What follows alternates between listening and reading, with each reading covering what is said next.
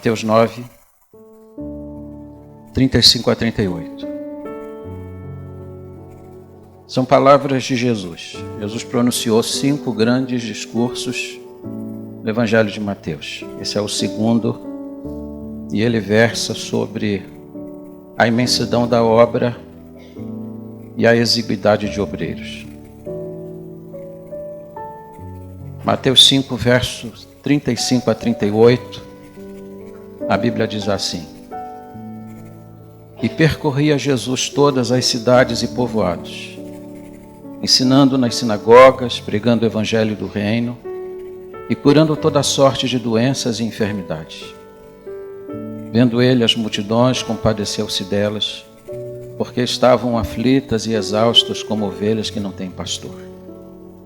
Então se dirigiu a seus discípulos: A seara, na verdade, é grande, mas os trabalhadores são poucos. Rogai, pois, ao Senhor da seara que mande trabalhadores para a sua seara. Jesus manda a igreja orar, manda os seus discípulos orarem, e a oração é endereçada ao dono da seara. Vamos falar com ele?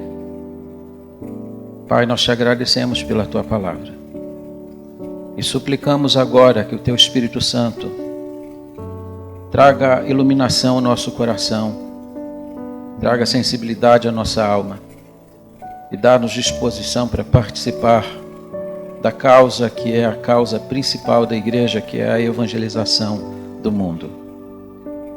Dá-nos, ó Deus, disposição para contribuir como nunca para essa causa, a fim de apressarmos a vinda de Jesus Cristo. É a oração que eu faço humildemente, em o nome bendito e santo de Jesus. Amém. Por favor, tome assento.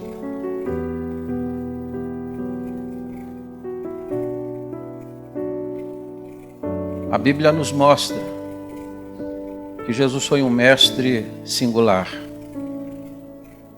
Jesus ensinou como nenhum outro foi capaz de ensinar. Jesus foi considerado o mestre dos mestres. Aliás, foi isso que Pedro, que havia convivido bem com ele, disse numa das suas epístolas, que ele nos deixou as suas pisadas para que nós sigamos o seu exemplo. Jesus foi um mestre extraordinário que soube usar como ninguém as figuras, as metáforas, para poder explicar princípios bem complexos acerca do seu reino. Ele era capaz de trazer um princípio do reino e, a partir de uma figura tão simples, explicar algo que qualquer pessoa no auditório era capaz de codificar. Quando ele explicou o reino a partir da parábola do semeador, Jesus começa contando sobre um homem que um dia saiu para semear. E Jesus vai dizer que a semente que ele lançava é a palavra. Disse que o semeador é todo aquele que está comprometido com o reino, é um cristão envolvido com a causa. E disse que a terra onde a semente cai é o coração do homem. E o coração do homem vai responder a essa semente de forma diferente. A mesma semente que cai num coração e não frutifica, que cai no outro coração, frutifica, mas é sufocada pelos cuidados da vida, ou aquela que cai no coração e o que o diabo arrebata, ou aquela semente que cai em uma boa terra. Eu acho isso impressionante, porque o mesmo sermão que é pregado aqui, ele provoca neste auditório as mais diversas reações. Há pessoas que respondem de forma indiferente, mas há pessoas que respondem ao sermão dizendo que aquele sermão mudou as suas decisões. Dias desse, alguém saiu daqui com uma decisão de não prosseguir no seu divórcio porque havia ouvido um sermão. Pode ser que aquele sermão tenha enfadado alguém, tenha chateado alguém, mas a verdade é que no coração de alguns ele produziu seu efeito. Assim é a palavra. Cada coração responde de uma forma diferente. Jesus está usando uma figura que qualquer pessoa podia codificar. Quando Jesus pregou esse que é o segundo grande sermão dentro do Evangelho de Mateus, Jesus está falando para uma plateia que está afeita à vida no campo. Boa parte das pessoas que estavam lá eram pessoas que estavam ligadas à vida agropastoril, pessoas que cultivavam a terra, pessoas que conheciam bem o arado, que conheciam o poder de uma semente. E a partir dessas figuras, Jesus começa a explicar as implicações da obra missionária. Começa a explicar que o mundo é um grande campo e que já está pronto, e esse é o dado mais interessante da passagem. Esse campo já está pronto para ser colhido. As almas estão prontas para serem salvas, mas ele disse que a demanda é maior do que a oferta, porque embora esse campo seja vasto e esteja pronto para ser colhido, ainda estão faltando trabalhadores para a seara. Portanto, a gente precisa olhar para esse texto hoje com bastante atenção, porque todos nós estamos implicados nesta palavra de Jesus. Eu quero chamar sua atenção para alguns pontos desse sermão. Eu vou pregar um sermão batista. Diz que todo sermão batista ele tem 4 pontos, e o sermão dessa manhã ele tem 4 pontos. Primeiro, o exemplo de Jesus. Verso 35 começa dizendo: e percorria Jesus todas as cidades e povoados. Albert Schweitzer disse que o exemplo não é uma forma de ensinar, é a única que existe. E Jesus ensinou pelo exemplo. Antes de enviar seus discípulos, ele foi. Antes de determinar a missão, ele a cumpriu. Note que é no capítulo 10 que ele vai chamar os discípulos e enviá-los. Mas antes de chamá-los e enviá-los, diz a Bíblia que ele já estava percorrendo todas as cidades e aldeias, pregando o evangelho do reino. Ou seja, ele ensinou primeiro não pelo preceito, pela palavra, ele ensinou primeiro pelo exemplo. E exemplo é essencial quando você está diante dos alunos, diante dos discípulos, porque eles aprendem por aquilo que veem. Jesus estava profundamente envolvido com a causa. Orlando Boyer disse que essa era a melhor resposta que Jesus podia dar aos seus críticos. Há pouco Jesus tinha sido acusado de expulsar demônios pelo poder de Belzebu, o príncipe dos demônios. Uma crítica muito pesada que Jesus disse que se tratava de uma blasfêmia contra o Espírito Santo.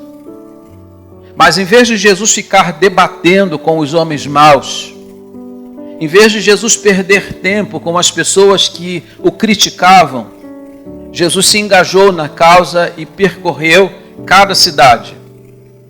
E note que na Galileia, em que Jesus executou o seu ministério, havia 204 cidades, mais ou menos cada uma com 15.000 habitantes. Jesus entrou em todos os becos, em todas as vielas, em todas as ruas, em cada aldeia, fazendo a obra do Senhor. Fez isso também como forma de exemplo. E note que Mateus, neste relato que é exclusivo deste evangelho, vai dizer que o ministério de Jesus ele está firmado, ou estava firmado em um tripé. 3 ênfases do ministério dele. Projeta para mim, por favor. Primeiro, o ministério do ensino. Porque diz o texto, e percorria Jesus todas as cidades e povoados, ensinando nas sinagogas, pregando o evangelho do reino, curando toda sorte de doenças. Jesus se ocupou de 3 coisas no seu ministério, e a primeira delas foi o ensino. Jesus ensinava não numa sala de aula, no ensino formal como nós conhecemos hoje. O ensino de Jesus foi nas praças, nas ruas, à beira-mar, de dentro de um barco, nos átrios do templo. Porque o que importava para Jesus não era o lugar, mas a oportunidade. Jesus tinha senso de responsabilidade, senso de oportunidade. Onde as pessoas estavam, ali Jesus estava para ensinar. E ele aproveitava os sábados, porque se durante toda a semana ele estava nas ruas, nas praças, nos sábados, que era o dia em que os judeus se reuniam para o estudo da Torá, lá estava Jesus para ensinar a palavra do Senhor, aproveitando as oportunidades. O apóstolo Paulo aproveitou isso também no seu ministério.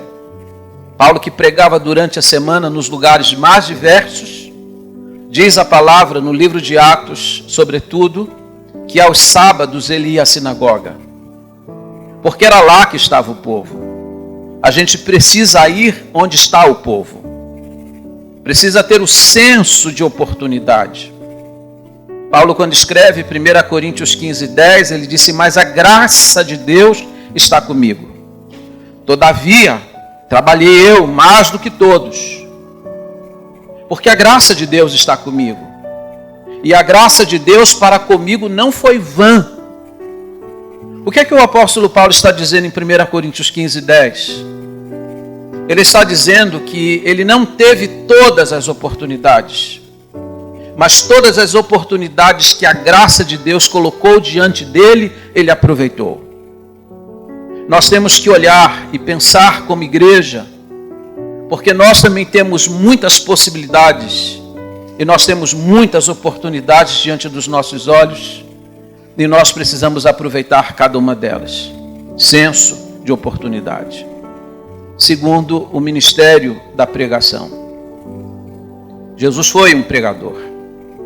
Aliás, diz Marcos no capítulo 1, verso 38, que quando os discípulos o procurem e ele está retirado em um lugar orando, e os discípulos o procuram dizendo assim: olha, as multidões estão te buscando. As multidões estavam procurando Jesus em busca do quê? Diz a palavra, eles queriam milagres. Mas Jesus disse aos seus discípulos: vamos para as aldeias, vamos para as cidades circunvizinhas, para que ali eu pregue, porque foi para isso que meu Pai me enviou. Jesus tinha noção de que ele tinha sido enviado pelo Pai para pregar e não para curar. A ênfase principal do seu ministério era essa. E notem que a palavra aqui, pregando, no grego é a palavra querusso, que indica que ele era um arauto do rei. Querusso era aquela pessoa que o rei dava a incumbência de dar um recado para o povo. E quando o querusso, ou quando o arauto vinha para a praça e proclamava um recado do rei, era preciso que as pessoas ouvissem esse recado, porque rejeitar aquilo que o querusso dizia era rejeitar a palavra do próprio rei. Jesus está se apresentando como um arauto, como alguém que foi enviado para trazer uma mensagem. E a pergunta é sobre o que ele pregava. Será que ele pregava a teologia da libertação, do Frei Leonard Boff?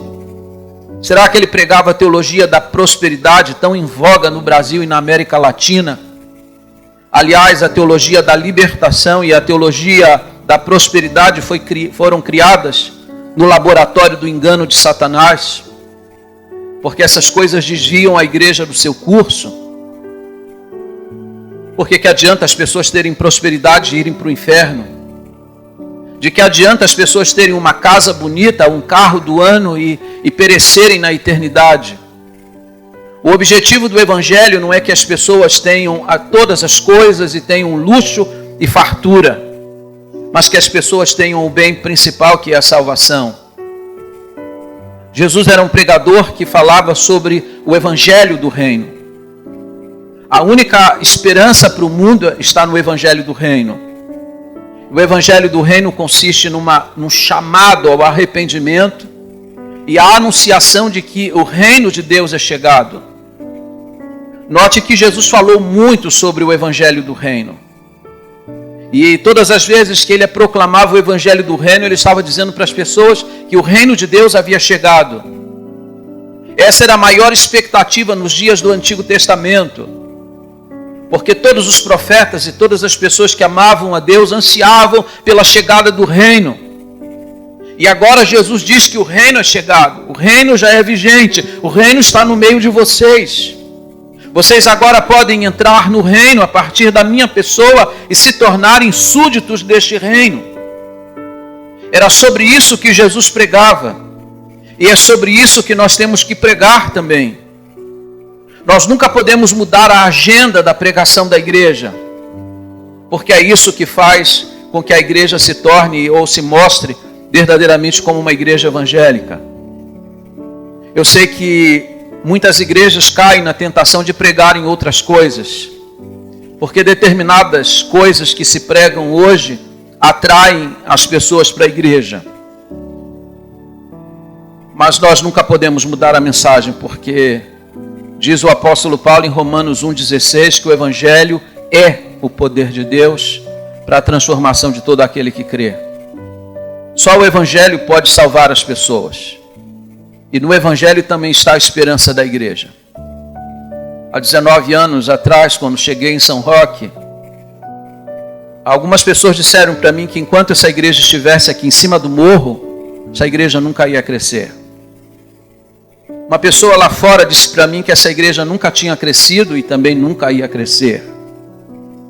Eu ainda não havia me mudado para São Roque, estávamos preparando a casa onde iríamos morar inicialmente, e eu estava lá pintando a casa com algumas pessoas que vieram do Rio de Janeiro comigo. E uma comitiva dessa igreja foi me abordar enquanto eu estava pintando a casa. Levaram até um pastor a tiracolo para falar em nome do grupo, porque eles estavam sem graça de falar comigo. Estou lá pintando e eles estão olhando para mim, aí eu senti que eles queriam falar alguma coisa, eu parei, perguntei, vocês querem falar alguma coisa? E o pastor que acompanhava a comitiva disse assim, olha pastor, nós estamos muito preocupados com o senhor. Estamos vendo que o senhor é uma pessoa muito entusiasmada, está acreditando que essa igreja vai crescer, mas nós viemos aqui porque estamos com medo do senhor ficar com depressão em São Roque, e depressão não é coisa para carioca. Fui pastor 16 anos no Rio de Janeiro, não conheci nenhum depressivo, aliás até hoje eu não conheço nenhum carioca depressivo. Mas que depressão não é coisa de carioca. Estamos com medo do senhor ficar com depressão aqui em São Roque, porque a igreja não vai crescer. Nem os membros da igreja acreditavam no crescimento dela. E eu disse para eles que eu creio no poder de Deus. E que eu creio no evangelho de Deus. Há 19 anos atrás, essa igreja estava entre as 180 igrejas mais pobres do estado de São Paulo. Estava entre as 180 igrejas menores da Convenção Batista do Estado de São Paulo. Eu não preciso dizer a vocês o que aconteceu aqui. E tudo isso tem a ver com a pregação do Evangelho do Reino. E é com o Evangelho do Reino que a gente vai prosseguir. Pode ser que ainda não sejamos uma mega igreja, mas eu creio que Deus ainda vai fazer grandes coisas aqui, e vai fazer com que essa igreja marque a história dessa cidade. E vai fazer isso sem nenhuma inovação, nem tecnológica, nem teológica. Só pregando o Evangelho do Reino. Porque no Evangelho do Reino há poder. Terceira ênfase do ministério de Jesus estava no ministério da cura. Jesus não apenas ensinava, não apenas pregava, ele também curava. E diz a Bíblia que ele curou todas as moléstias, doenças e moléstias no meio do povo. Segundo os historiadores, durante aqueles pouco mais de 3 anos de ministério público, Jesus praticamente erradicou as doenças da Palestina, curando toda sorte de doenças. Por intermédio do poder das suas mãos, os cegos começaram a ver, os mudos começaram a falar, os surdos passaram a ouvir, os aleijados foram restaurados e passaram a andar, os leprosos foram purificados, os endemoniados foram libertos e até os mortos foram ressuscitados. O poder de Jesus na realização do seu ministério. E aí você pergunta com que propósito Jesus curava as pessoas. Você vai encontrar pessoas dizendo que ele curava para atrair a multidão, porque de fato as pessoas muitas vezes procuram por milagres. Outros dizem que ele fazia milagres simplesmente porque era uma forma dele afirmar quem ele era, porque um dos sinais do Messias é que ele ia fazer muitos desses sinais que eu descrevi há pouco. Mas Mateus capítulo 14, verso 14, diz que ele curava as enfermidades porque ele tinha compaixão das pessoas. Jesus, quando olha você aqui sentado neste auditório, ele não vê apenas uma pessoa sentada aqui. Ele não vê apenas um assistente do culto. Ele vê alguém em quem ele tem um profundo interesse, em quem ele tem um profundo amor. As suas dores tocam o coração de Jesus. As suas angústias tocam o coração dele. Precisamos entender que Jesus é diferente das divindades cultuadas em seus dias, em que os deuses eram impessoais, em que os deuses não se importavam com o que as pessoas passavam. Os evangelhos descrevem um Jesus que se compadece das nossas dores, que sente as nossas dores. Por que vocês acham que diz a Bíblia lá em João 11, verso 17, que Jesus chorou diante da tumba de Lázaro? Ele chorou porque ele é um Deus que se compadece das nossas lutas, das nossas dificuldades. Pode ser que você agora esteja passando por uma luta, por uma enfermidade, por um problema e pensa que o Senhor não se importa, mas Ele se importa. Porque Ele olha para você com profunda compaixão. E foi isso que o moveu na direção das pessoas enfermas. Ele as curou não apenas para atraí-las ou para promover o seu ministério. Jesus nunca fez questão de promover seu ministério. Vocês sabem que muitas vezes quando ele curou alguém, ele advertia, não fale para ninguém. Hoje, se um pregador faz ou diz que na sua igreja tem algum milagre, ele faz uma propaganda no dia seguinte, mostrando que na sua igreja tem milagre. Porque é uma forma de promover. Jesus nunca se promoveu através de milagres. Sempre que o fez, ele o fez movido pela sua grande compaixão e misericórdia. Segundo lugar, olha comigo para o texto, porque o texto vai mostrar exatamente a compaixão de Jesus. Verso 36. Vendo ele as multidões, compadeceu-se delas, porque estavam aflitas e exaustas como ovelhas que não têm pastor. Quem é que viu? Quem viu não foi um discípulo. Quem viu não foi Pedro, não foi João, não foi nenhum apóstolo. Quem viu foi Jesus Cristo. Vendo ele as multidões. Seu olhar não era um olhar superficial, periférico, mas um olhar cheio de interesse. E ao olhar para aquela multidão, diz a Bíblia que Jesus sentiu compaixão dela. Mateus vai usar aqui a palavra mais forte da língua grega para descrever a compaixão de Jesus. O significado desta palavra é cortado por dentro. A dor, o sofrimento daquelas pessoas doeu em Jesus Cristo. A raiz desta palavra indica entranhas. Você já se moveu no seu interior. Suas entranhas se moveram já no seu interior. Porque quando Jesus olhou para aquela multidão aflita, exausta, sem pastor, isso moveu o íntimo dele. Ele foi mexido por dentro. É o sentido da palavra. Isso tocou profundamente o coração dele. O que você sente quando olha para os perdidos? O que você sente quando vê uma procissão na cidade passando e as pessoas chorando diante do Cristo morto, como eu vi há alguns meses atrás? Isso toca o seu coração? Orlando Boyer disse que Jesus continua na glória, olhando e vendo as multidões perdidas, e isso continua tocando o seu coração. Mas o que isso provoca no nosso?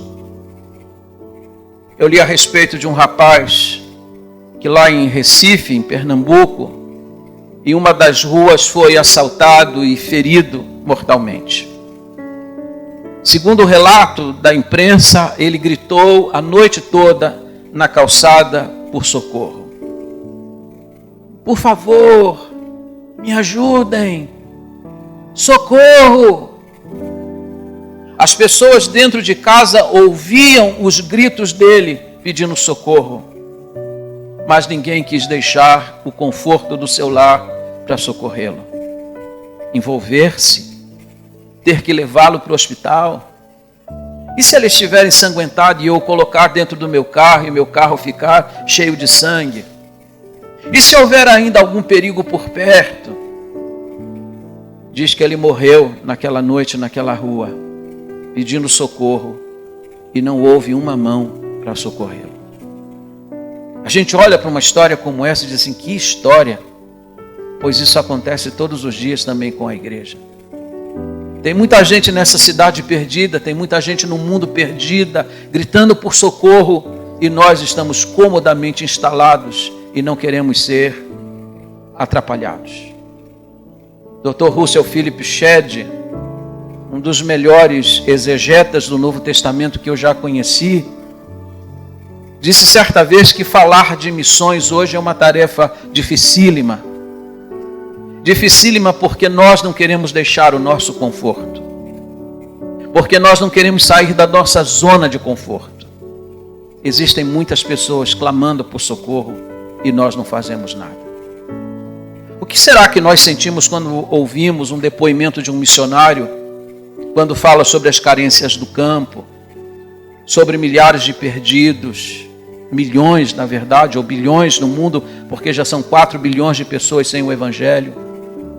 Para vocês terem ideia, existem mais de 2.000 povos que não têm sequer um único versículo da Bíblia traduzido no seu idioma. O que você sente? Pena? Pode ser que seja pena. Compaixão, eu acredito que não é. Porque se fosse compaixão, a gente se moveria.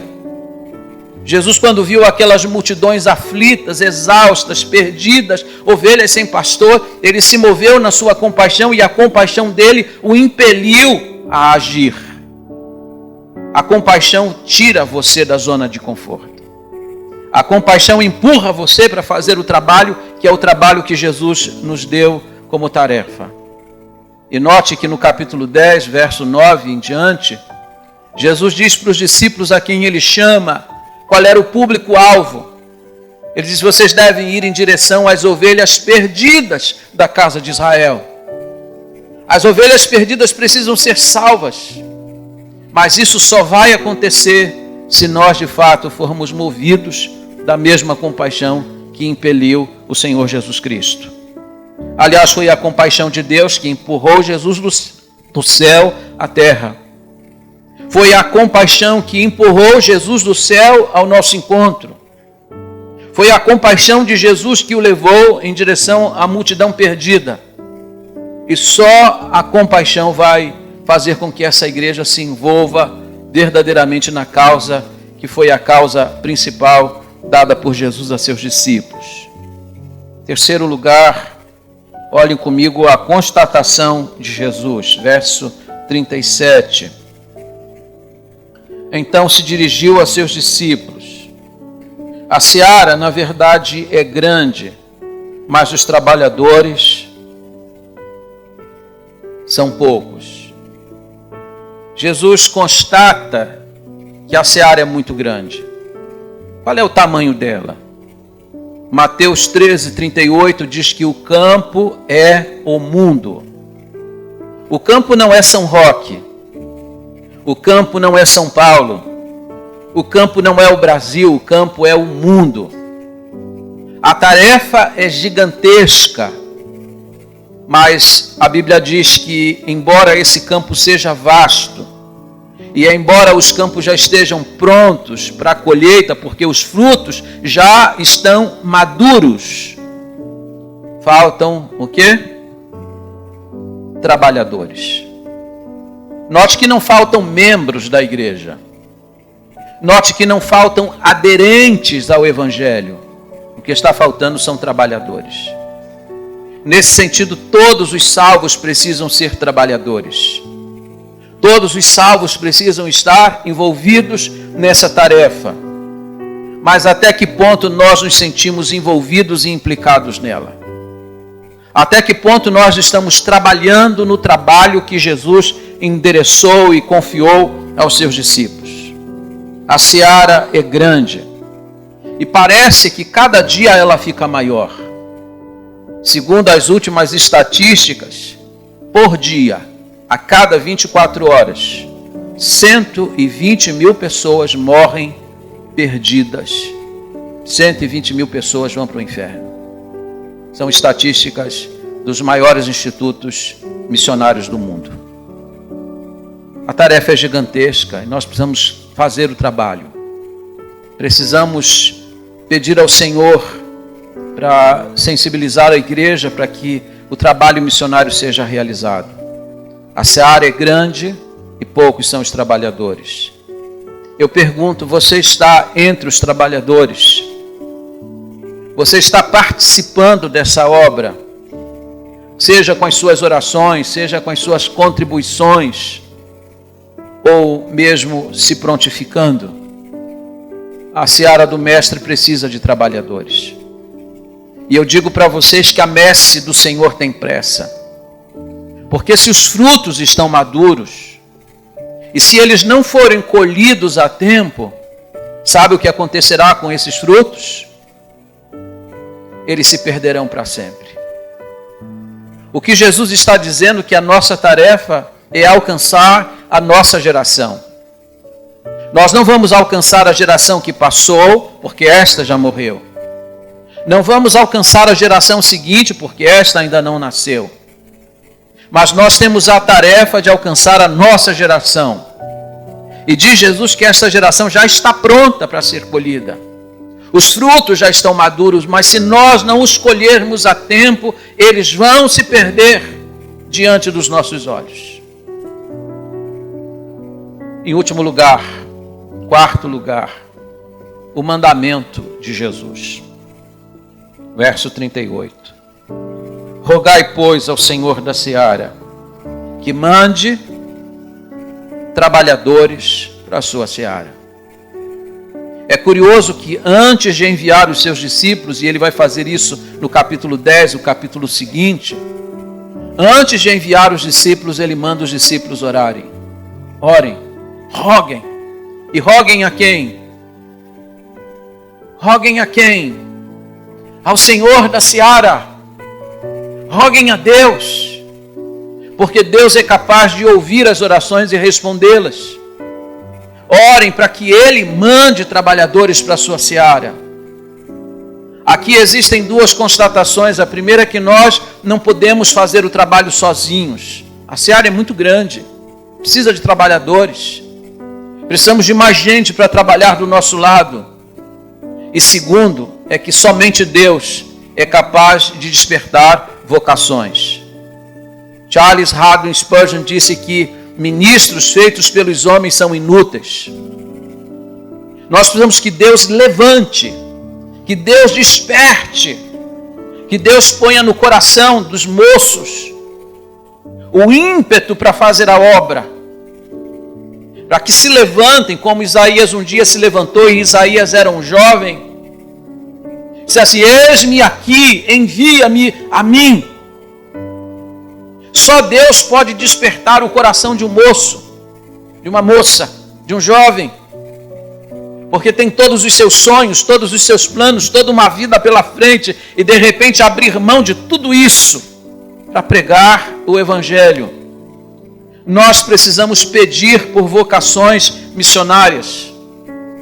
Mas sabe, dificilmente eu ouço alguém fazendo essa oração: Deus, manda trabalhadores para a tua seara. Mas nós precisamos incluir isso nas nossas orações. Nós temos poucas vocações missionárias porque nós não oramos especificamente por isso. E aqui algumas palavras aos irmãos. Sempre lembro isso. Que sempre que a gente faz essa oração, via de regra, Deus responde esta oração, implicando-nos nela. A quem Jesus mandou orar? A esses discípulos. Capítulo 9. Roguem ao Senhor da seara. Capítulo 10. Quem foi que Deus enviou aqueles que oraram ao Senhor da seara? É curioso isso. Aqueles mesmos que oraram pedindo por obreiros foram aqueles a quem o Senhor enviou como obreiros. Susana Wesley, mãe de 19 filhos, orava todos os dias: Senhor, manda trabalhadores para a sua seara. Sabe o que Deus fez com os seus 19 filhos? Deus os colocou no campo. Se tornaram grandes missionários e grandes musicistas. Um deles se tornou fundador de uma denominação que é a Igreja Metodista. Você ora assim? Pode ser que Deus responda a sua oração chamando seu filho, sua filha. Eu li a história de Billy Graham, aliás, tenho 2 biografias dele em minha estante. E numa delas conta um fato interessante, que o pai de Billy Graham reuniu os homens da igreja para orar. Aliás, nós precisamos disso aqui na igreja, irmãos. Que os homens desta igreja se levantem para marcar uma reunião de oração semanal. Que as mulheres da igreja se reúnam toda semana para orar. Que os jovens se reúnam toda semana para orar. E assim, cada segmento da igreja ter a sua própria reunião de oração. E aqueles homens começaram a orar porque estavam convencidos de que Deus queria salvar o mundo e dentre eles Deus poderia levantar alguém para pregar o evangelho. Mas Billy Graham acompanhava o pai todas as vezes que o pai ia para a reunião orar. A quem Deus chamou? Seu filho. Sempre que a gente ora, Deus levanta missionários. Deus desperta vocações. Pode ser que Deus chame seu filho. Pode ser que Deus chame seu neto para a tarefa mais importante, que é fazer o evangelho conhecido no mundo inteiro. Roguem, peçam. Mas aí você pergunta assim: por que eu tenho que pedir a Deus para Ele mandar trabalhadores, se a seara é dele, se Ele é que é o Senhor da seara? Não deveria Deus simplesmente levantar os obreiros? Há 2 coisas aqui que precisamos entender. Primeiro, aquilo que disse John Wesley: Deus não faz nada senão em resposta às orações. Sempre que Deus faz alguma coisa, Deus faz em resposta às orações do seu povo. Nós precisamos orar. Segundo, quando nós oramos ao Senhor da seara, não oramos ao Senhor da seara para que o coração dele seja sensibilizado, mas para que o nosso coração seja. Não é o coração de Deus que está com má vontade, é o nosso. Quando eu peço ao Senhor da seara para Ele mandar trabalhadores, eu estou pedindo para Ele sensibilizar o nosso coração, porque a indisposição está em nós. Roguem ao Senhor da seara. Roguem ao Senhor da seara, porque Ele sabe quantos trabalhadores são necessários. Roguem ao Senhor da seara, porque Ele sabe onde os trabalhadores estão. Roguem a Ele para que Ele mande trabalhadores para a sua seara, porque o trabalho do Senhor é urgente. E eu vou terminar. Sempre que a gente trabalha com a questão de vocação missionária, a gente acaba esbarrando em 4 tipos de respostas, que na verdade são 4 desculpas muito frequentes. Por que se prega para jovens, para pessoas que ainda estão em condições, em termos de idade, saúde, de poder fazer o trabalho e elas não fazem? Quais são as desculpas que as pessoas normalmente dão? Eu listei pelo menos 4. A primeira: não me sinto preparado. De fato, imaginem, Jesus chama, dentre a multidão de discípulos, 12 em particular. Chama e dá a eles a tarefa de ganhar o mundo inteiro. Isso parece uma coisa absolutamente sem sentido. Como que 12 pessoas sem aparato econômico, tecnológico e sem nenhum tipo de formação poderiam elas alcançar o mundo, ganhar o mundo inteiro? Isso, humanamente falando, é impossível. De fato, humanamente é impossível, mas o Senhor que nos chama é aquele que nos capacita. Capítulo 10, verso 1, veja como que ele começa. tendo chamado os seus 12 discípulos, deu-lhes o quê? Algumas versões falam autoridade. As versões mais antigas dizem deu-lhes poder. Exousia é a palavra grega. Exousia é uma autorização e ao mesmo tempo uma capacitação. A quem o Senhor chama, ele reveste de poder. Os discípulos poderiam estar se sentindo inaptos para a tarefa. E não adianta você dizer para o Senhor, olha, eu tenho dificuldade nessa área, eu tenho dificuldade naquela hora. O Senhor, quando chama você, Ele já conhece todas as dificuldades que você tem. O Senhor que fez você conhece todas as limitações que você tem. No Salmo 139, quando Davi está diante da grandeza e da onipotência de Deus, e ele está sublimado, ele disse assim, tu viste o meu interior. O que Davi está falando quando diz que Deus viu o seu interior quando ele estava sendo formado no ventre da sua mãe? Davi está dizendo, o Senhor viu o meu temperamento. O Senhor viu as minhas fragilidades. O Senhor viu as minhas limitações. Quando você estava sendo entretecido lá no ventre da sua mãe, assim como Daniel está sendo entretecido lá no ventre da sua mãe, Deus está vendo quem ele é. Deus já sabe as dificuldades que ele vai ter. Mas se Deus o chamar para a sua obra, Deus vai dar poder. Deus vai lhe dar autoridade para a realização do trabalho. Alguém disse com muita sabedoria que Deus nos chamou homens extraordinários para fazer uma obra comum. Deus chamou homens comuns para fazer uma obra extraordinária. Deus lhes deu poder. Segunda desculpa, que é muito frequente, é esta. Não tenho o quê? Disponibilidade. Sou uma pessoa muito ocupada. Tenho muitos afazeres. Tenho muitos sonhos. Afinal, Deus deve ter alguém assim um pouco mais disponível para fazer o trabalho dele. Eu estou envolvido com tanta coisa, então pode ser que Deus tenha alguém assim menos ocupado do que eu. Uma missionária que visitou a nossa igreja, logo que eu havia chegado aqui, pregou num culto pela manhã, foi um culto de missões. Não lembro o sermão que ela pregou, infelizmente. Mas eu nunca me esqueci de uma frase que ela citou aqui no púlpito. E eu estava sentado no púlpito e ela se dirigiu diretamente a mim. Ela disse, pastor Glauco, quando o senhor tiver alguma coisa para fazer aqui nessa igreja, dê para a pessoa mais ocupada. Procure a pessoa mais ocupada. Não são as pessoas disponíveis que vão fazer. Elas estão disponíveis exatamente porque elas não querem fazer. Porque as pessoas que querem fazer o trabalho de Deus, elas estão com as mãos muito ocupadas. Nós temos pessoas aqui na igreja que executam 5, 6, 7 funções simultaneamente, enquanto outros não executam funções nenhuma. E aí você diz assim, por que não distribui melhor? Por que não divide a tarefa melhor? É porque existem pessoas que estão disponíveis, mas não querem. E a gente acaba entregando para aquelas que têm responsabilidade com a causa do Senhor.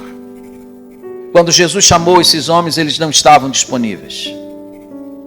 Diz a Bíblia que eles tinham passado a noite no mar. E agora, quando Jesus chega à beira-mar para chamá-los, eles estão lavando as redes. Alguns estão consertando as redes, porque daqui a pouco vão voltar para o mar, para novas pescarias. Estavam muito ocupados. Mas Jesus os tirou dos seus afazeres para fazerem o trabalho mais importante, que é a salvação de almas. Você não está disponível, então é a você que o Senhor quer, porque o Senhor nunca chamou gente desocupada para fazer o serviço dele. Terceiro, não tem o quê? Fé suficiente. Quais são os depoimentos de missionários que mais nos tocam? Aquele que o missionário diz assim, irmãos, lá no campo eu passo fome, eu passo por privações. Tem gente que gosta desse tipo de testemunho. E talvez essa seja a imagem que as pessoas têm de um missionário. de que ele só passa privações. E aí diz assim: eu não tenho fé suficiente, pastor. Do que eu vou viver? De como que eu vou me manter? Eu vou manter minha família? Eu vou passar por privações? Eu não tenho fé suficiente para isso. Quero garantir a você que Deus não desampara a quem Ele chama. Note comigo, capítulo 10, verso 9. Não vos provereis de ouro, nem de prata, nem de cobre nos vossos cintos, nem alforje para o caminho. O que Jesus está dizendo para esses discípulos que Ele vai chamar no capítulo seguinte é que dinheiro é uma coisa muito importante, mas dinheiro não é a condição essencial. Ele vai dizer para esses discípulos que eles não precisam se preocupar com a questão financeira, porque Deus vai suprir cada uma delas. Ele vai cuidar daqueles a quem Ele chama. E por último, qual é a quarta desculpa frequente? Não tem o quê? Tamanha coragem. Tem muitos perigos. É perigoso ser um missionário. De fato é.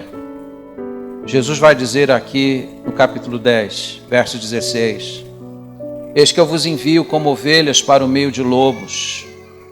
Quando chega no verso 17, ele disse: acautelai-vos dos homens, porque vos entregarão aos tribunais e vos açoitarão nas sinagogas. Verso 22, sereis odiados de todos por causa do meu nome. Essas são advertências que mostram que a tarefa ela é muito perigosa. Mas Jesus promete sua assistência, porque diz o verso 19 na segunda parte. Vou ler o verso 19 inteiro. Quando vos entregarem, não cuideis em como ou o que haveis de falar, porque naquela hora vos será concedido o que haveis de dizer. Visto que não sois vós que falais, mas o Espírito de vosso Pai é quem fala em vós. Vocês vão passar por perigos, mas vocês não vão passar sozinhos. Vocês vão ter a assistência divina. Toda e qualquer desculpa que a gente der será transformada em nada, porque para cada uma delas o Senhor tem a resposta e a solução. Fiquemos em pé todos, vamos orar. E aqui eu gostaria que você orasse comigo ao dono da seara, ao Senhor da seara. Vamos pedir ao Senhor da seara para Ele mandar trabalhadores, porque existem 4 bilhões de pessoas no mundo que nunca ouviram falar do Evangelho. Os batistas brasileiros têm 1.963 missionários no campo, em 225 países. É pouca gente diante de uma obra tão vasta. Precisamos de mais trabalhadores. E talvez muitos desses trabalhadores estejam aqui reunidos nesta manhã. Vamos orar para que Deus os desperte. Vamos orar. Obrigado, Senhor, pela Tua palavra. Obrigado por aquilo que ela comunica. Pedimos ao Senhor, que é o dono da seara e o maior interessado na colheita desses frutos. Ó Senhor, age aqui entre nós. Age no meio desta congregação. Tua palavra é uma semente poderosa, que quando cai numa boa terra, ela produz a 30, 60, a 100 por 1. Ó Deus bendito, permita que essa palavra frutifique no coração de alguém, para que nós possamos fazer a Tua obra enquanto é tempo. Levanta vocações missionárias neste lugar. Levanta pastores, pregadores, evangelistas, para anunciarem o Evangelho de Jesus a fim de apressarmos a vinda do Senhor. Eu te suplico isto, eu te peço isto, humildemente, em nome de Jesus.